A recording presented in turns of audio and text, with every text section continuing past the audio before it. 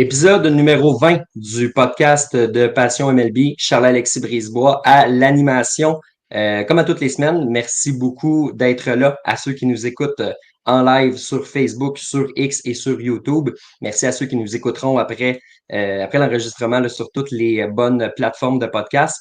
Parce que Sébastien et moi, on aime ça propager à chaque semaine notre passion du baseball. Sébastien, comment ça va? Ça va très bien. Déjà l'épisode 20, déjà le match des étoiles, ça va vite, hein?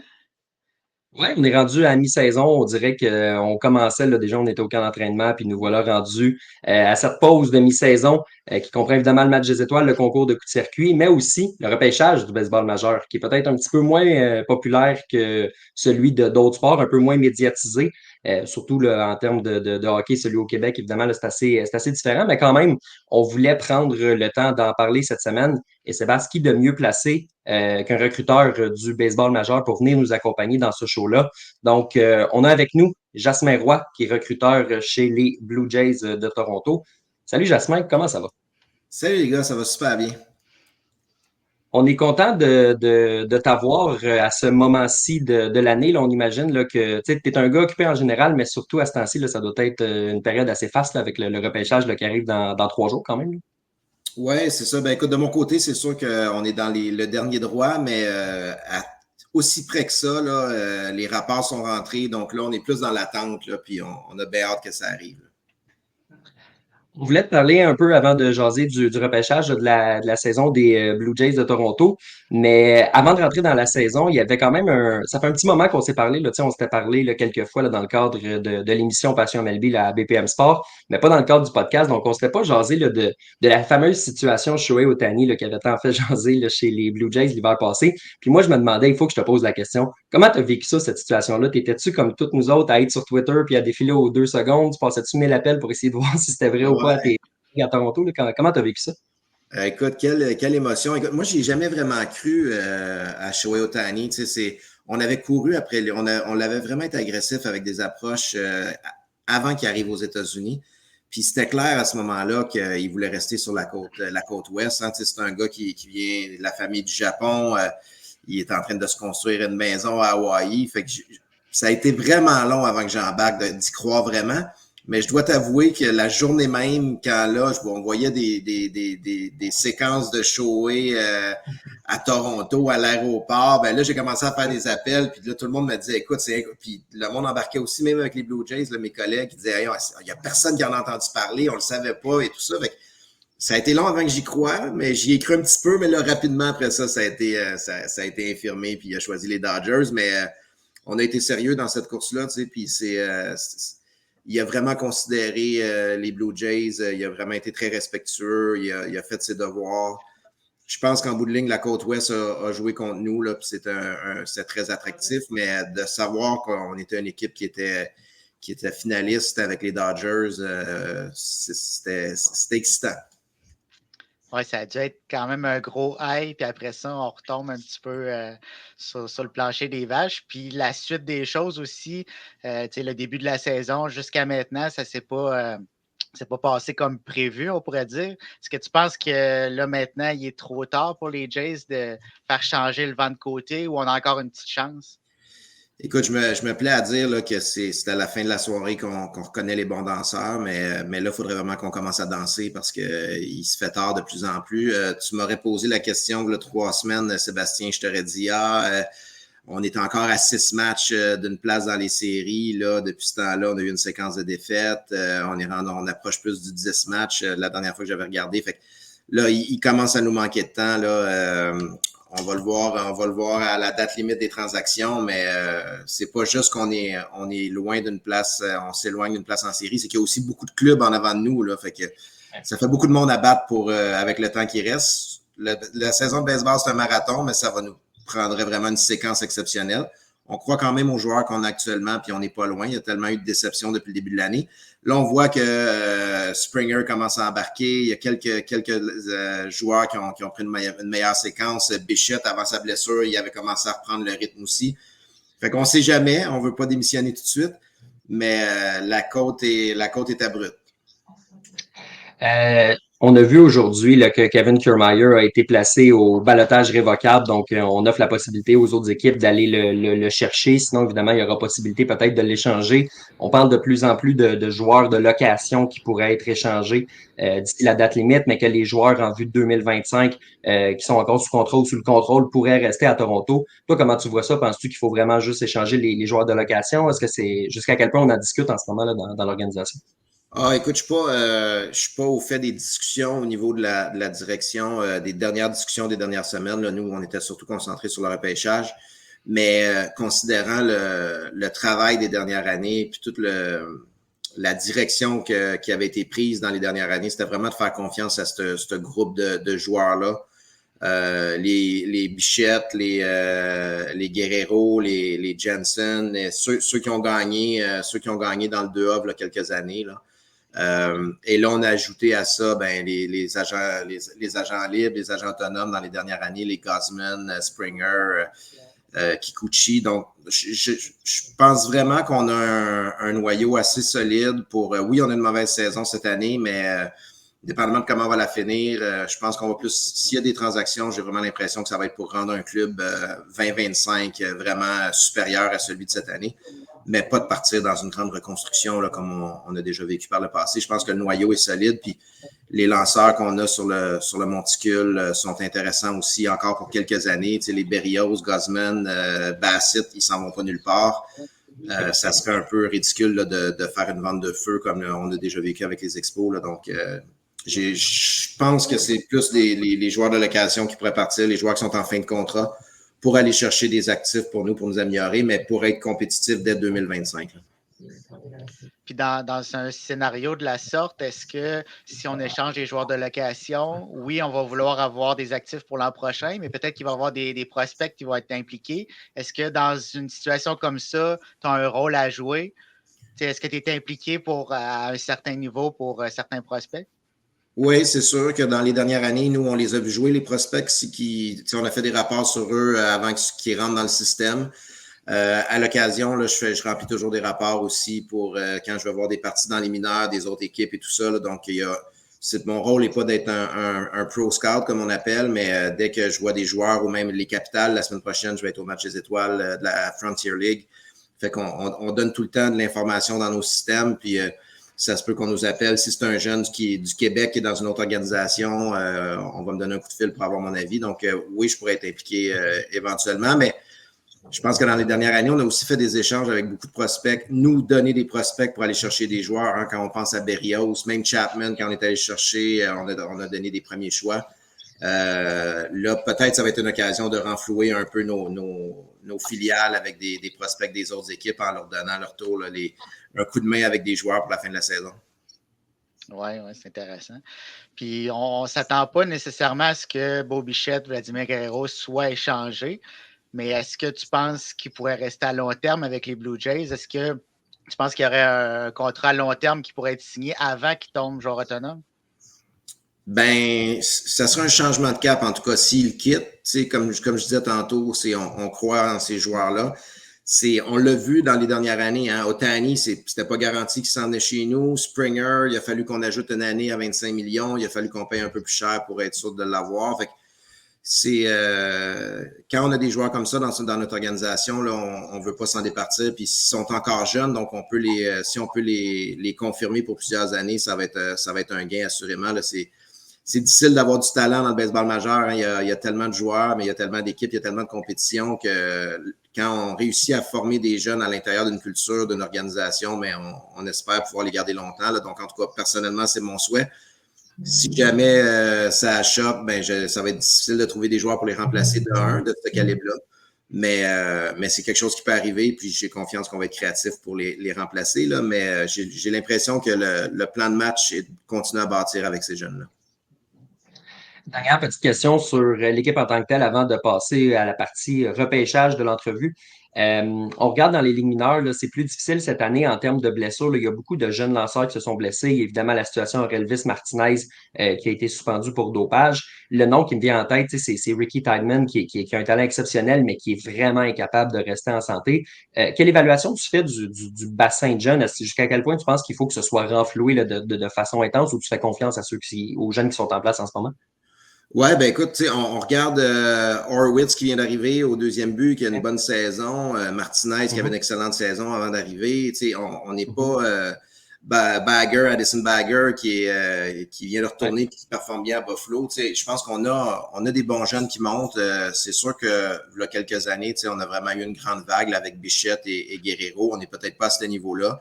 Mais en même temps, on n'a pas besoin d'être à ce niveau-là parce qu'on a des actifs dans le baseball majeur qui sont solides. Cela dit, c'est ça. On a quand même échangé dans les dernières années plusieurs premiers choix qu'on avait pris pour aller chercher des joueurs capables de nous aider immédiatement. Fait que c'est sûr qu'on est dans un creux de vague un peu plus à ce niveau-là, mais c'est pas parce qu'on a fait des mauvais choix, c'est parce qu'on a fait le choix d'échanger ces actifs-là pour aller chercher des bons joueurs. Là. Berrios, il nous rend des fiers à service. Chapman a fait la même chose. Fait que je pense que on n'a jamais trop de jeunes prospects pour justement permettre de la flexibilité puis des transactions par la suite. Fait que on va essayer de faire ça dimanche avec le repêchage, d'ajouter du talent dans l'organisation. Allons-y justement avec le repêchage, puis avant d'y aller avec nos questions, Jasmin, on en a une ici là, de la part de Patrick qui nous demande le repêchage. Y a-t-il de l'intérêt à avancer pour repêcher plus tôt? Puis je voulais te la soumettre parce que c'est un commentaire qui revient une fois de temps en temps, puis il faut mettre cette mise à jour-là. Au baseball, tu peux pas, comme contrairement au hockey ou à d'autres sports, tu peux pas échanger les choix au repêchage en tant que tel. C'est la raison pour laquelle à chaque fois qu'il y a des transactions, il y a beaucoup d'espoirs qui changent de main, puis c'est rare qu'un espoir est repêché puis gradué avec cette même organisation-là. Mais les choix que tu as entre les mains présentement, à part les choix compensatoires, ben c'est à toi, puis c'est toi qu'il faut qu'il repêche avec ces choix-là. Exactement. Il y a beaucoup de stratégies au repêchage du baseball. C'est plus en lien avec le pool d'argent, de bonus que les équipes ont. Ce qu'il faut savoir, c'est que l'équipe qui a le premier choix a plus d'argent à distribuer aux prospects, tandis que l'équipe qui a le dernier choix, le 30e choix, a moins d'argent. Fait que la stratégie est complètement différente. Autant au hockey, on peut monter, on peut descendre. Quand on a un joueur qu'on veut, on peut essayer d'aller chercher un repêchage. Il n'y a pas ça au baseball. Mais est-ce que c'est toujours le meilleur joueur qui est choisi premier au total?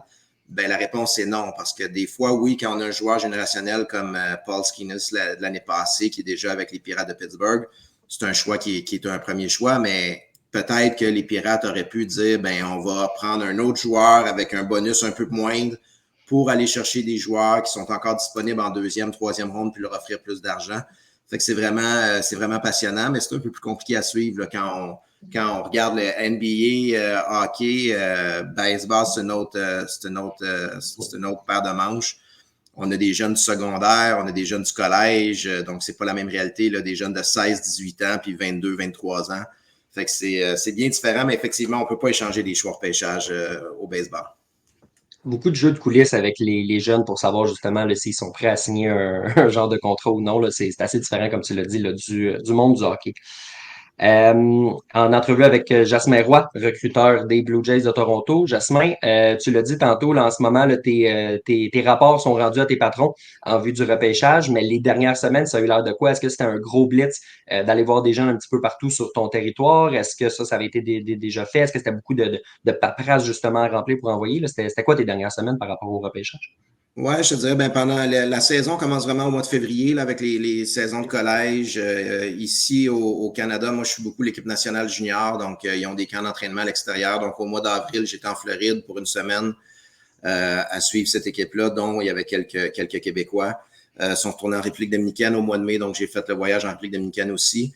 Et là, depuis les dernières semaines, ben, c'est les équipes du Québec, les équipes de l'Ontario qui viennent s'affronter ici là, à Montréal. Donc, je peux suivre d'autres joueurs, mais aussi certains joueurs qui étaient dans cette équipe-là, mais dans leur équipe d'origine. Mais je te dirais, depuis 2 semaines, là, les rapports sont finis. On a eu les meetings. Puis là, on est déjà à préparer la prochaine année, en ciblant les joueurs qui pourraient être repêchés l'année prochaine. Fait que ça ressemble à ça. Mais oui, ça a été intense pendant quelques mois. Puis admettons qu'on se met dans un scénario hypothétique, puis les Jays ont le premier choix, Puis là, ce qu'on entend, c'est que c'est un peu une lutte à deux. On a Bazana, Condon, un gros frappeur qui frappe au-dessus de 400, un autre qui a un gros OPS 1,5 environ. Si tu étais dans cette chaise-là, que c'est toi qui dois prendre la décision, y en a-tu un que tu préfères plus que l'autre? C'est sûr que Bazana a eu toute une saison, là, je te dirais. Puis Condon aussi est un excellent choix. Frappe pour la puissance. C'est une belle histoire, hein? Condon, c'est un joueur qui s'est présenté là sans nécessairement avoir été recruté par un gros programme. Là. Il s'est présenté vraiment un camp d'entraînement, un walk-on qu'on appelle. Là. Puis 3 ans plus tard, il est en position peut-être d'être le premier joueur à pêcher. Mais j'ai un petit faible pour Bazana au niveau de... Même si c'est un deuxième but, ça serait la première fois qu'un deuxième but serait choisi là, comme premier choix au total. Mais au niveau du coup de bâton, là, c'est quelqu'un de spécial. Là. Au niveau des Blue Jays de Toronto, là, vous allez, est-ce que tu as une idée? Est-ce que ça va plus aller vers un joueur universitaire, vers un joueur high school? Est-ce qu'il y a une préférence à ce niveau-là, lanceur, joueur de position, ou c'est vraiment on va prendre le meilleur joueur disponible au moment où ce sera disponible?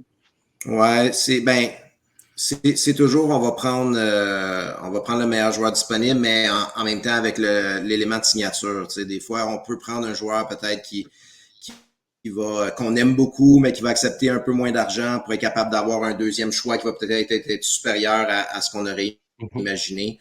Fait que dans les dernières années, on est allé un peu partout. Hein.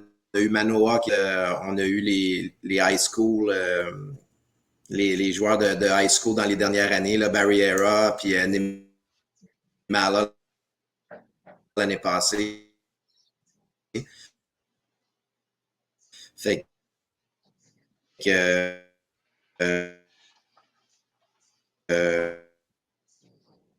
c'est très, très dur à dire qui va être disponible, qui va glisser et qui va être encore là, puis combien d'argent on peut aller. Salut, messieurs. Vous entendez bien, Jasmin? Est-ce que je vous avais perdu? Moi, je vous entends, mais je vous ai perdu un petit bout de temps. Oui, je te dirais que les 15-20 dernières secondes, on n'a pas compris ta fin de réponse. Là. OK. Ben, tout ça pour dire que c'est difficile à prédire jusqu'à maintenant, je vous dirais. Qu'est-ce qu'on va faire à ce moment-là? Ça va dépendre des joueurs qui vont être disponibles, qui va avoir glissé. Mais dans les dernières années, on est autant allé avec des joueurs du secondaire que des joueurs de collège. Donc, ça va vraiment se décider dans les 19 premiers choix avant nous pour voir là, qu'est-ce qui va être disponible au 20e puis quelle stratégie qu'on peut prendre. Il y a des années où est-ce qu'on a pris des joueurs de secondaire en donnant un petit peu moins d'argent, mais ça nous permettait d'aller chercher en deuxième, troisième ronde des joueurs qui demandaient beaucoup d'argent, qui n'avaient pas été pris en première ronde à cause de ça. Donc, c'est dur à dire la stratégie qu'on va prendre. Puis, oui, on veut toujours avoir le meilleur choix disponible, mais il y a une stratégie globale à penser aussi avec les 3-4 premiers choix qu'on peut avoir. Là. Donc, ça va être intéressant. Puis si on y va rapidement avec les espoirs canadiens, québécois, est-ce qu'il y a des noms à surveiller qui pourraient sortir assez tôt dans ce repêchage-là? Oui, quand même. On n'a pas nécessairement de choix de première ronde comme par le passé. Là, dans les dernières années, on a eu les frères Naylor on savait qu'ils allaient sortir probablement en première ronde. Là, je te dirais, on a vraiment des choix intéressants entre la 3e et la 6e ronde. Là. L'équipe canadienne, ils ont quelques bons joueurs. On ne sait jamais, c'est des joueurs du secondaire à cet âge-là, donc on ne sait jamais, dépendamment de l'argent qu'ils demandent, ça se peut qu'ils glissent puis qu'ils ne soient pas pris aux récompenses parce qu'ils vont aller dans un collège américain. Mais si je pense aux Québécois, on a quelques Québécois qui ont joué dans les dernières années dans les collèges américains, qui sont rendus à leur année d'éligibilité, qui ont eu des super belles saisons. Moi, je m'attends à ce que Louis-Philippe Langevin de Québec, qui jouait pour Louisiana, Lafayette, soit sélectionné. Là. Même chose pour Émilien Pitre, qui était à Kentucky, qui a eu plusieurs belles saisons. Là. Fait que selon moi, c'est des joueurs qui devraient être pris au moment de la deuxième journée, probablement, là, dans les choix, la 12e ronde à la 10e ronde. Je pense que ces gars-là ont travaillé fort pour pouvoir vivre cet accomplissement-là. Puis, écoute, j'ai pas une boule de cristal, là, mais j'ai l'impression qu'ils ont fait leur devoir et sont rendus là dans leur carrière. Là. On a une question qui est intéressante ici là, d'un auditeur sur Facebook, Olivier, qui nous demande est-ce que la façon de faire le dépistage des joueurs des écoles secondaires est différente de celle des joueurs qui proviennent des collèges ou des universités américains? Parce que c'est vrai que la question est bonne. Si on compare, tu l'as dit tantôt, des joueurs de 16-17 ans à des gars qui vont avoir 21, 22, 23. Comment tu fais la part des choses en essayant de projeter les années de différence? Ben, c'est ça, je te dirais, on peut se permettre, comme recruteur, on peut se permettre de rêver un peu plus avec des joueurs du secondaire, c'est des joueurs de 16 ans, de 18 ans. Oui, on peut voir plus de défauts, mais si les jeunes ont des qualités athlétiques, puis ils ont encore physiquement, ils ont encore de la force à prendre, on peut s'imaginer qu'ils vont être encore meilleurs, alors qu'au niveau collégial, c'est plus what you see is what you get. Ce que tu vois devant toi, là, il y a peut-être moins de chances qu'ils s'améliorent beaucoup. Fait que c'est la principale différence, elle est là. On va évaluer les mêmes choses. Là. On va évaluer la course sur les buts, la puissance au bâton, le bâton pour la moyenne, la défensive.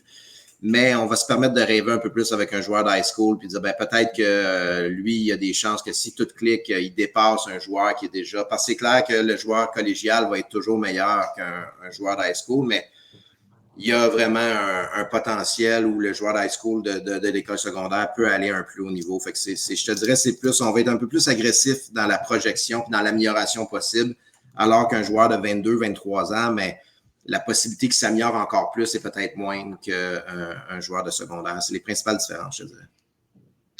Comment tu vas vivre ton repêchage dans les prochains jours? Ça va commencer dimanche, comme on l'a dit, ça va s'étirer jusqu'à mardi parce qu'il y a évidemment énormément de rondes dans ce repêchage-là. Donc, toi, comment tu vas vivre ça là, dans les prochains jours? Écoute, la première ronde, ça va être un peu comme un fan à regarder un peu. J'ai vu quelques joueurs là, qui sont ciblés pour la première ronde. Fait que c'est de regarder un peu les gars que j'ai vus. Où est-ce que moi, je les avais classés? Est-ce qu'ils vont sortir à cet endroit-là? Même si c'est pas les Blue Jays qui repêchent, des fois, c'est toujours le fun de voir que tu es aligné sur ce que les autres peuvent penser. Mais la journée 2, je te dirais, là, la journée du lundi, puis la journée 3, ben là, je pense que c'est là qu'il y a des gens des joueurs du Canada qui pourraient sortir. Fait que là, je vais peut-être être plus proche de mon téléphone puis prêt à répondre à toutes les questions que les gens qui prennent la décision pourront faire. Puis des fois, ben, il faut faire un coup de téléphone à un joueur pour lui demander un peu s'il serait prêt à accepter un bonus de signature à tel montant. Puis si c'est le cas, ben, on le repêche dans la ronde suivante. Là. Fait que c'est beaucoup d'adrénaline puis quand ça arrive.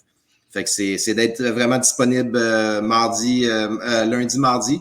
Mais la journée de la première ronde, je pense pas être très occupé parce que, comme je disais, on n'a pas de Canadiens cette année là, qui sont ciblés à ce niveau-là.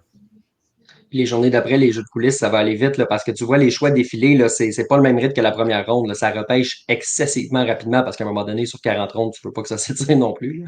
Oui, ça va vite. Puis après ça, ben, c'est des meetings pour on rencontre toute l'équipe du développement des joueurs. Un coup qu'on a choisi nos 20 joueurs, ben, on rencontre l'équipe de développement pour leur donner toute l'information que nous, on a sur eux pour qu'eux, ils puissent connaître les joueurs, les accueillir, voir quoi travailler. Fait que ça va être des meetings aussi tout de suite après là, pour s'assurer que ces jeunes-là soient bien intégrés dans l'organisation. Là. Jasmin Roy, merci beaucoup d'avoir été là avec moi, Sébastien, aujourd'hui. Ça a été un plaisir de te parler. Puis écoute, on te souhaite un excellent repêchage dans les prochains jours. Ben, merci les gars, c'est toujours un plaisir. Merci beaucoup, Jasmin. Salut. Merci, bye-bye. Bye. C'était Jasmin Roy qui est recruteur pour les Blue Jays de Toronto. Donc, merci à ceux qui ont posé quelques questions. On ne pouvait pas toutes les poser parce qu'on voulait pas retenir Jasmin non plus pendant 45 minutes. Là. J'ai vu qu'il y avait quelques questions là, quand même sur le côté. Mais ça a été agréable de lui jaser comme ça. Là, on vous avait promis quelque chose là, pour le repêchage. Donc voilà, la table est mise pour le repêchage de dimanche, lundi et mardi prochain. Là-dessus, Sébastien, j'ai réalisé qu'on a oublié de mettre le petit jingle des Blue Jays parce que oui, c'était notre bloc cette semaine sur les Blue Jays de Toronto d'une façon un peu différente avec quelqu'un de l'organisation. Mais cette fois-ci, allons-y avec notre bloc ailleurs dans le baseball majeur.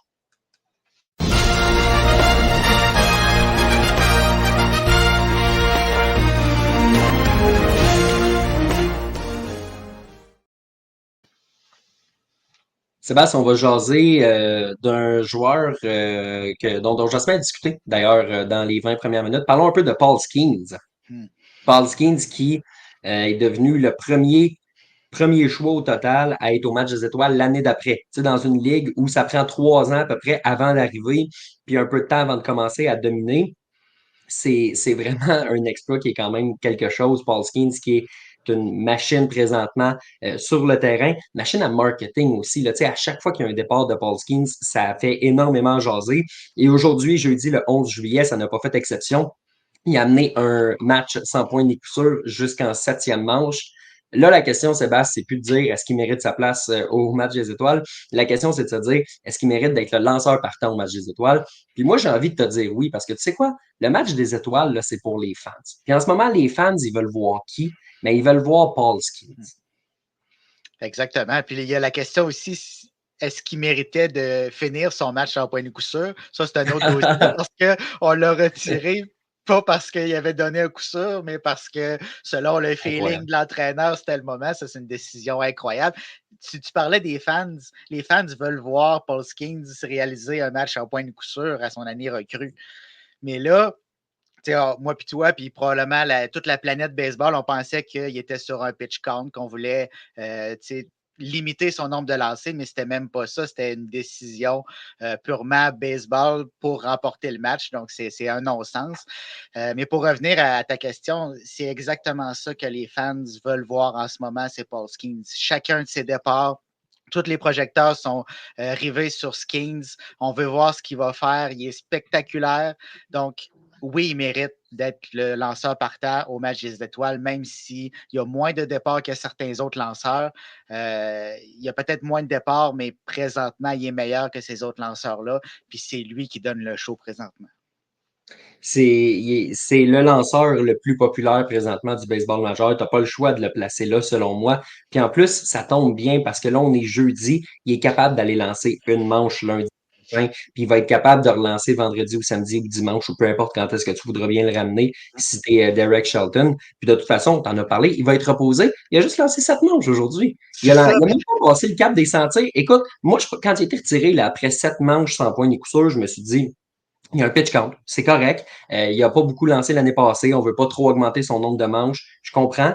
Mais là, tu me dis, il commençait à être fatigué. J'ai regardé le match, Sébastien, puis on dirait qu'en première manche, il y a eu de la misère un petit peu à partir selon ses standards. Là. Il était quand même très bon, mais je ne le trouvais pas aussi dominant que d'habitude, mais il avait clairement pris son air d'aller. Une 7e manche de 6 lancés, là, moi, j'appelle ça être en contrôle. Je ne sais pas avec quel œil il a regardé ça, mais j'ai rarement vu un lanceur être aussi en contrôle que lors de cette 7e manche-là. Puis tu le sors à ce moment-là. Puis moi, ça me dépasse. S'il y avait un pitch count, j'aurais compris. Mais là, tu viens de me dire qu'il n'y en a pas puis que c'est juste ton feeling. Laisse-le se planter. Au pire, il donnera un coup sûr puis tu le sortiras. Voyons donc.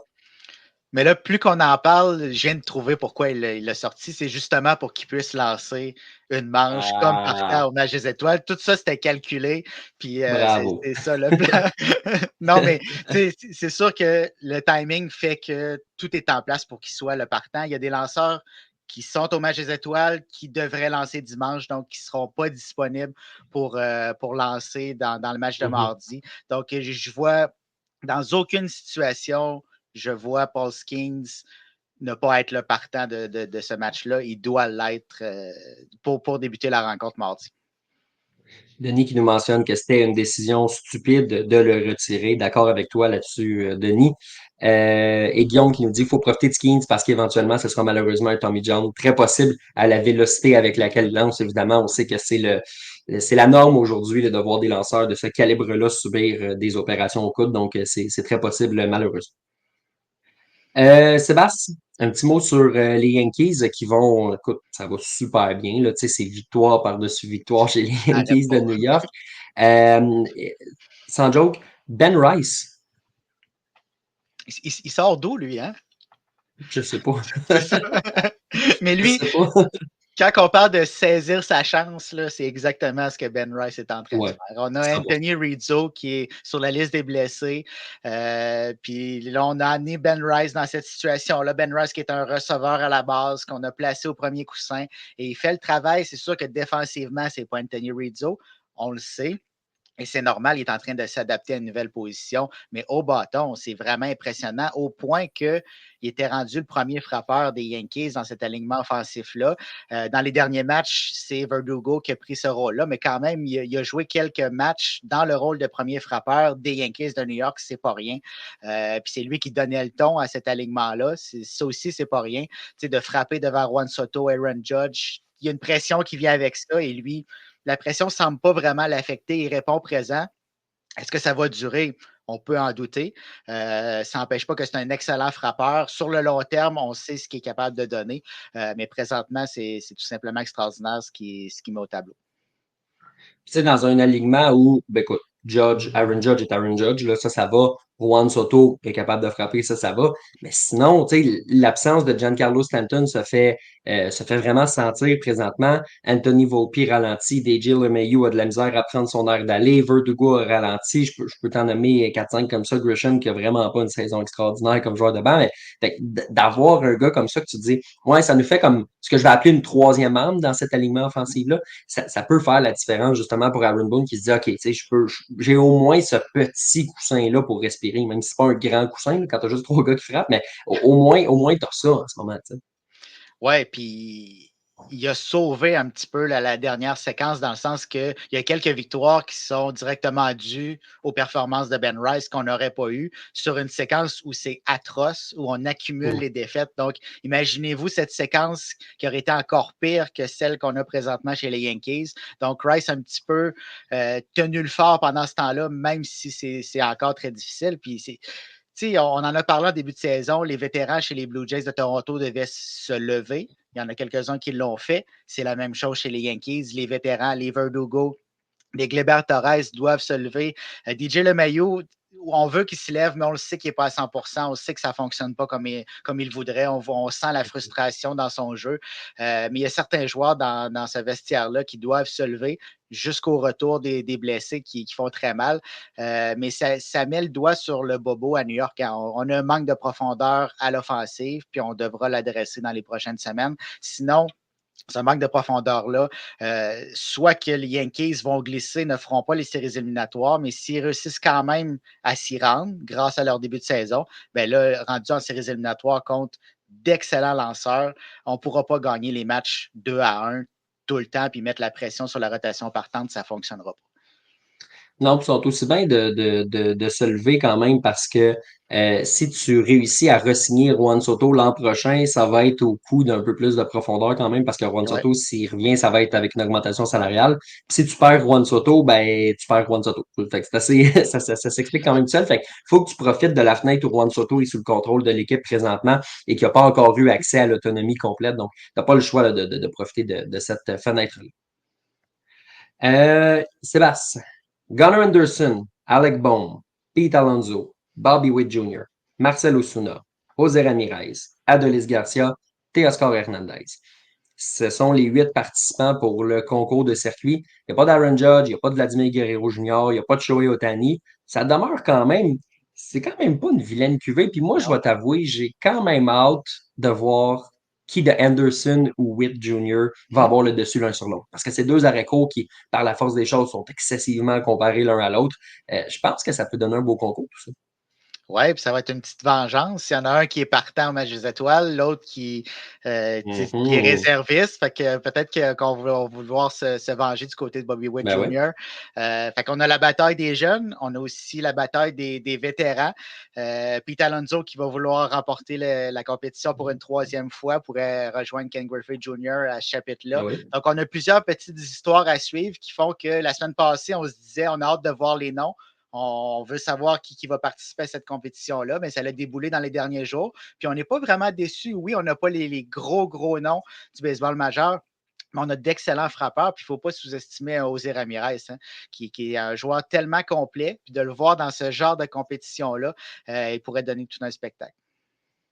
J'ai l'impression que c'est Alec Bohm qui va gagner juste parce que c'est le joueur le plus sous-estimé des 8. Ça peut très bien arriver. Mais sans blague, moi, ma prédiction en ce moment, c'est Pete Alonso, juste parce que ce gars-là a prouvé qu'il est capable de gagner le concours de circuit. Puis c'est pas parce que tu es un gros frappeur que tu es capable de performer au concours. Là. Ça se peut que Teoscar soit super bon, mais ça se peut qu'il s'écrase aussi. On ne sait pas comment il performe dans un concours. Mais pour l'instant, jusqu'à preuve du contraire, je vais te dire Pete Alonso. Puis Pete Alonso, il veut vraiment le gagner. Là. On l'a vu dans les années passées, quand il perd, il est frustré comme s'il venait de perdre le 7e match de la Série mondiale. Donc, je pense qu'il va tout donner cette année. Puis on s'entend que s'il gagne le concours, Scott Boras, quand il va négocier cet hiver avec les équipes, il va dire mon client a gagné le concours de circuit pour une troisième fois, puis ça va être un argument pour demander 75 millions de dollars de plus. Oui, mais il va signer pour 3 ans avec 2 années d'option de joueur. Oui, ça se peut. Avec les Aces. Oui, c'est ça. Dans les derniers jours, Russell Martin a donné une entrevue à Roger Brulotte de TVA Sport en disant qu'il tenait pas nécessairement à devenir gérant dans le baseball majeur. Pas fermé à l'idée, mais il avait pas l'air du gars qui s'empressait de vouloir faire ses classes pour revenir comme gérant dans le baseball majeur. A dit, ceci dit, s'il y avait les expos, je serais intéressé. Puis après, il a rajouté peut-être les Blue Jays aussi. Euh, Qu'est-ce que tu penses de ces propos-là? C'est quand même intéressant. Je sais que c'est très hypothétique aussi, puis il doit le savoir en l'ayant dit quand même, mais c'est intéressant d'entendre ces propos-là. Ben, pour les Blue Jays, d'après moi, il va y avoir un poste qui va se libérer bientôt. Là, mais, mais plus sérieusement, on va y laisser faire ses classes pour pouvoir Ouais, devenir gérant. Mais j'ai aucune inquiétude. Tu sais, souvent, les gérants dans le baseball majeur, c'est des anciens receveurs. ouais. Russell Martin qui avait une tête, un QI baseball extraordinaire, donc pourrait transposer ça dans son rôle d'entraîneur. Mais comme tu l'as mentionné, je ne pense pas qu'il désire à tout prix avoir ce rôle-là dans la MLB. Si l'occasion se présente dans des circonstances favorables, ben oui, il pourrait dire oui à Montréal ou à Toronto. Mais ça reste quand même que ces deux possibilités-là, c'est quand même assez mince que ça puisse se produire à tout le moins prochainement. Et tu sais, on sait qu'il attend son quatrième enfant aussi, il joue beaucoup au golf. Je pense qu'il va avoir de quoi se tenir occupé dans les prochaines années quand même. Le quatre enfants, je pense que sa plus vieille a 6 ans. Ça se peut que ce soit pas exactement le temps de devenir gérant dans le baseball majeur non plus là, à ce point-ci de sa vie. Non, puis Euh, c'est très demandant. On le voit avec Alex Cora qui veut passer plus de temps avec sa famille. Fait que ça ne doit pas être évident de combiner ces deux vies-là. Là.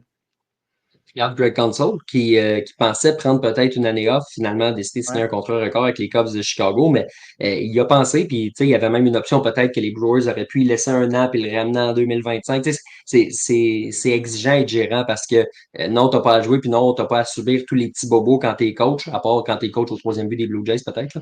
Mais t'as quand même un horaire qui est chargé, puis t'arrives tôt le matin, puis tu repars tard le soir là, du stade. Là, on s'entend là-dessus.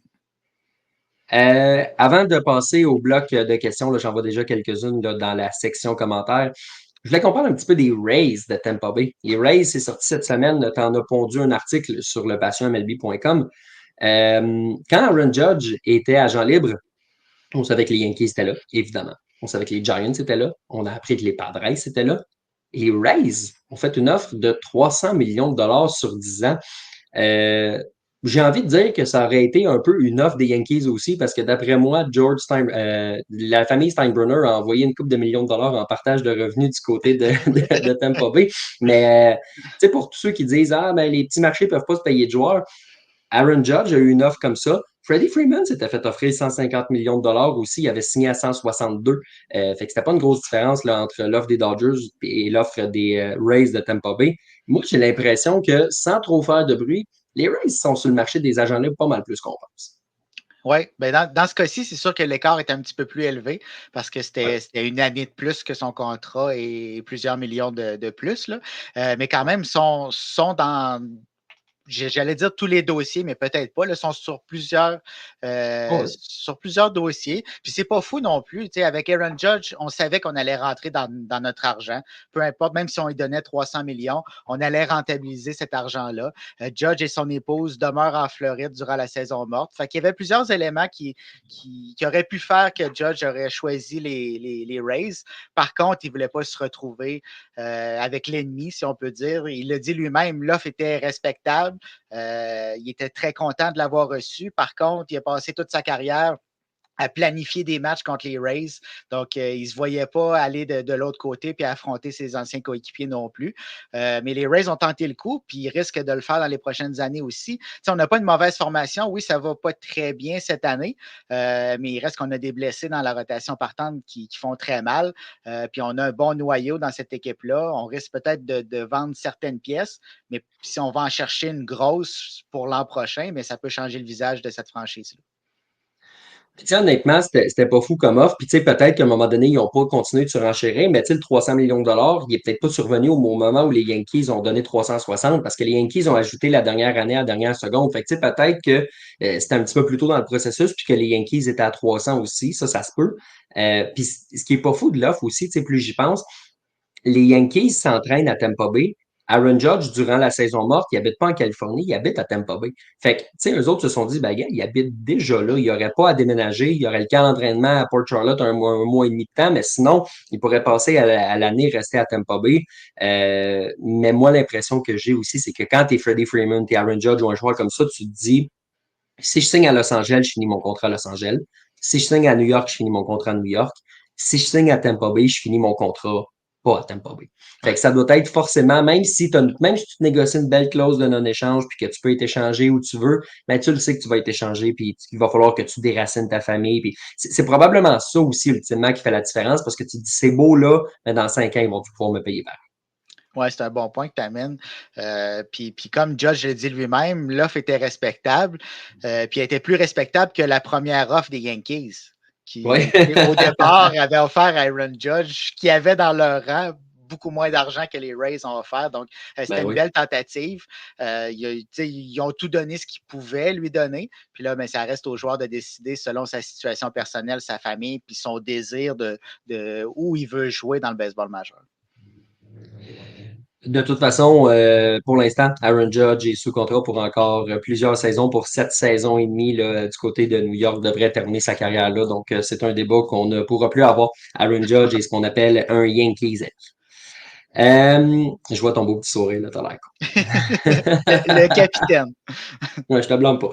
Fait que là-dessus, Sébastien, allons-y avec la période de questions.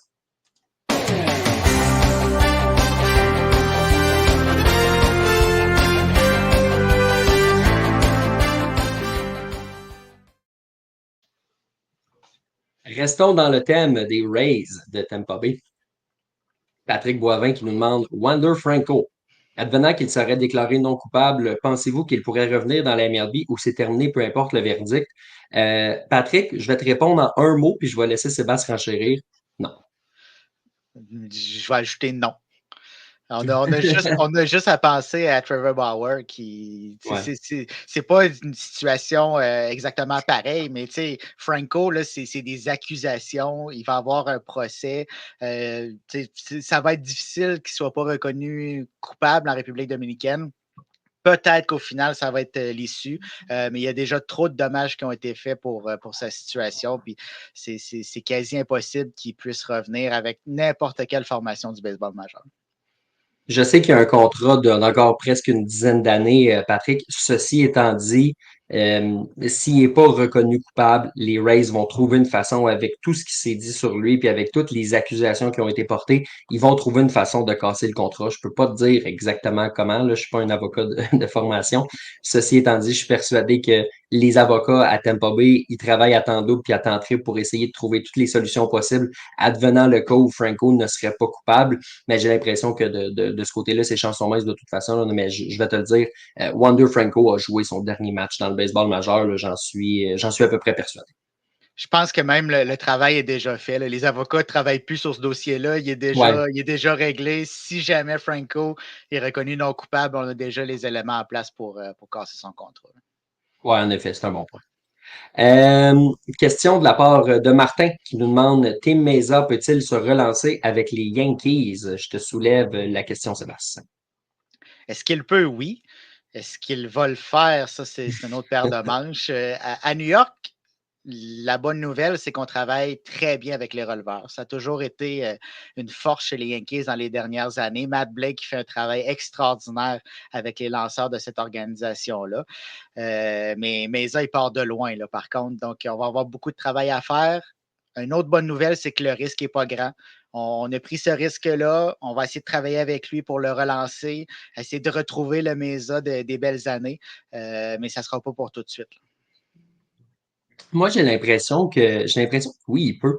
Tim Mesa a quand même eu des bonnes saisons du côté de Toronto. Les Yankees, tu l'as dit, là, ont un bon comité pour aider à relancer les lanceurs.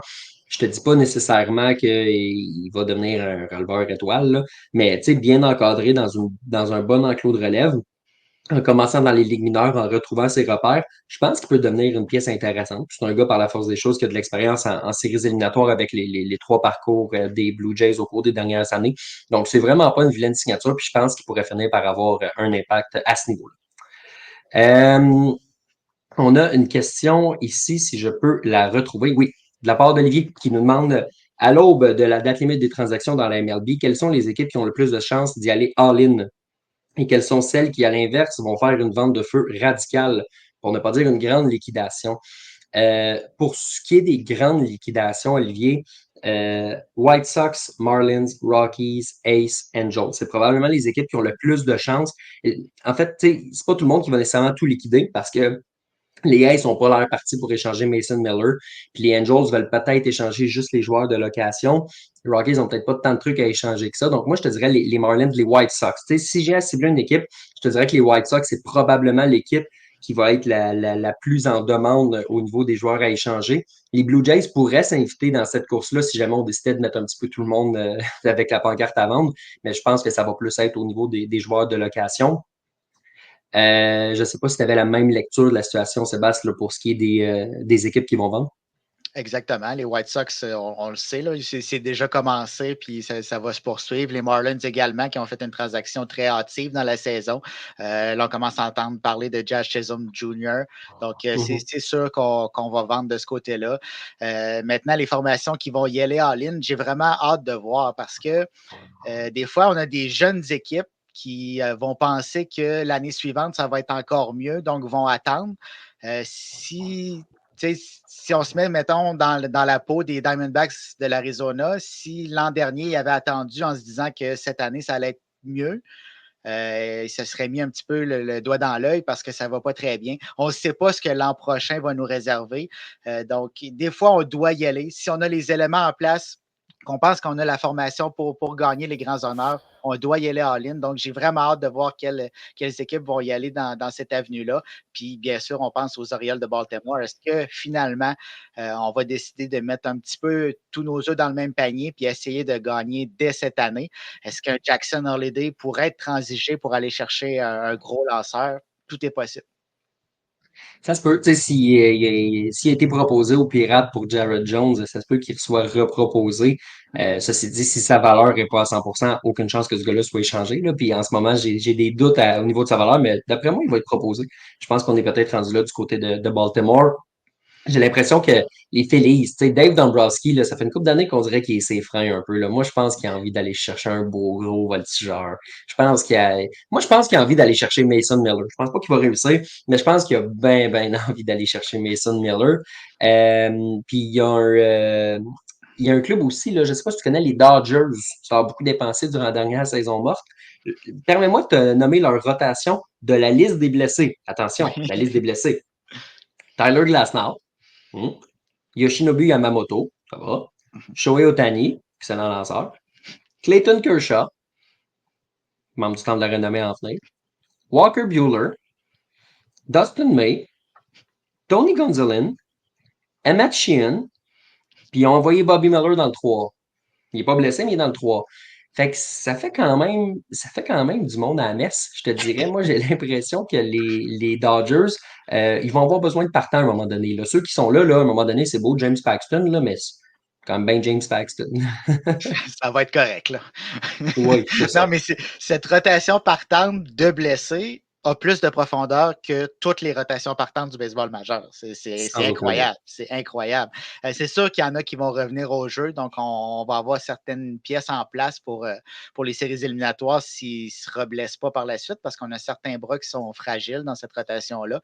Mais c'est sûr qu'ils vont être de tous les combats d'ici la date limite des transactions. On va tirer un petit peu sur tout ce qui bouge. On a une fenêtre qui s'est ouverte chez les Dodgers. On doit en profiter, même si Shohei Ohtani ne lance pas cette année. On a Shohei Ohtani qui est en pleine forme au bâton. Donc, on doit profiter de son coup de bâton. Imaginez si Shohei Ohtani se blesse l'an prochain, qu'est-ce qu'on va faire? Non, on doit profiter de la fenêtre qui s'est ouverte, qu'on a présentement, puis on est sûr et certain qu'ils vont essayer d'acquérir les pièces qui leur manquent. Puis on pense, entre autres, au poste d'Areco. Puis, tu sais, un aspect aussi que j'ai l'impression que c'est un peu sous-estimé, mais il faut en parler. Shohei Ohtani a une clause d'option de sortie seulement si le président des opérations baseball et le propriétaire lèvent les feutres. Ça, ce que ça veut dire, c'est que le président des opérations baseball, là, il y a les coups des franges, puis il y a ce gars-là, là, tu sais, il peut faire à peu près ce qu'il veut. Fait il peut se permettre d'essayer un coup de circuit avec un gros espoir, puis si ça marche pas, il n'aura pas peur à sa job parce qu'il sait que s'il perd sa job, ça se peut qu'Otani utilise son option de sortie. Fait que, par la force des choses, tu peux essayer de faire un coup de circuit aussi si t'es les Dodgers parce que tu as l'argent, puis tu as l'aval par la force des choses du propriétaire pour te le permettre de le faire. Fait que ça aussi, ça peut changer la donne.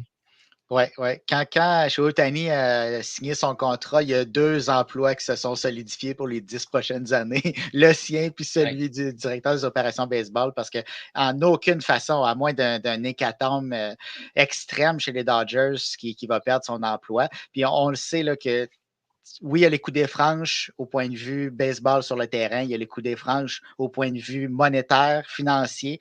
Le contrat de chez Ohtani, l'argent qui est reporté, ça favorise cette situation-là, puis on doit en profiter, puis c'est ce qu'ils vont faire.